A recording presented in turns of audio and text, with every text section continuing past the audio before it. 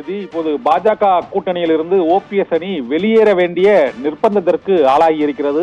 தமிழக பாஜக தலைவர் அண்ணாமலை இப்போது அளித்த பேட்டியில் 39 தொகுதிகளுக்கும் பாஜக கூட்டணியில் தொகுதி உடன்பாடு ஏற்பட்டு விட்டது என்றும் ஓபிஎஸ் அணிக்கு இங்கு இடமில்லை என்பதை சூசகமாக அவர் தெரிவித்து விட்டார். ஏனென்றால் பாரதிய ஜனதா கட்சி போட்டியிடும் தொகுதிகள் 20, பாட்டாளி மக்கள் கட்சி 10, அமமுக 2, மொத்தம் 32 இடங்களுக்கு இந்த பெரிய கட்சிகளுக்கு ஒதுக்கீடு செய்யப்பட்டு விட்டது. இது தவிர புதிய நீதி கட்சிக்கு 1, பாரிவேந்தரின் இந்திய ஜனநாயக கட்சிக்கு 1, ஜான் பாண்டியனின் தமிழக மக்கள் முன்னேற்ற கழகத்திற்கு 1, தேவநாதனின் கல்வி உரிமை கட்சிக்கு 1, மொத்தம் 36 இடங்களுக்கான உடன்பாடு நிறைவடைந்து விட்டது என்று அண்ணாமலை திட்டவட்டமாக அறிவித்து விட்டார். மீதி இருக்கக்கூடிய 3 இடங்கள் ஜி.கே. வாசனின் தமிழ் மாநில காங்கிரசிற்கு ஒதுக்கீடு செய்யப்பட்டிருப்பதாக அண்ணாமலை சற்று முன் அளித்த பேட்டியில் அறிவித்து விட்டார். இதனால் 39 தொகுதிகளும் தமிழகத்தில் பூர்த்தியாகிவிட்டன.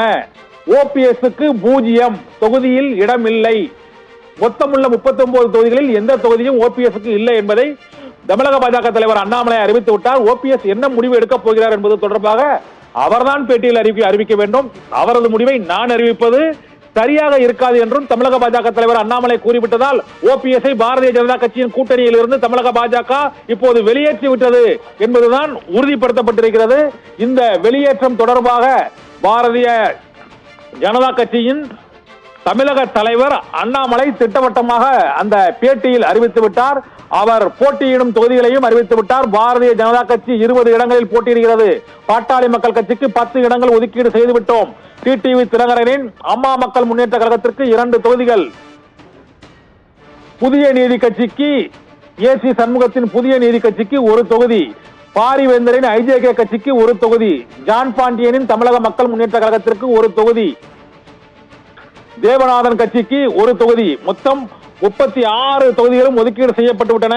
உடன்பாடு கையெழுத்து ஆகாதது தமிழ் மாநில காங்கிரசின் ஜி.கே. வாசன் கட்சிக்கு மட்டும்தான். அதற்கு 3 தொகுதிகள் ஒதுக்கீடு செய்யப்பட்டிருப்பதாக தமிழக பாஜக தலைவர் அண்ணாமலை அறிவித்து விட்டார். இதனால் தமிழகத்தில் பாரதிய ஜனதா கட்சியின் கூட்டணியில் இருந்து ஓபிஎஸ் வெளியேற்றப்பட்டு விட்டார்.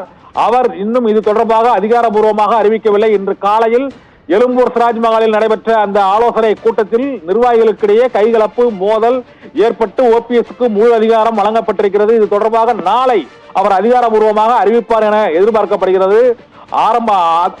அதிமுக பாரதிய ஜனதா கட்சியில் இருந்து பிளவு கூட்டணி முறிவடைந்ததில் இருந்தே ஓபிஎஸ் பாரதிய ஜனதா கட்சிக்கு முழுமையான ஆதரவை அனைத்து சட்டங்கள், திட்டங்கள், கொள்கைகள், பேட்டிகளில் அளித்து வந்தார்.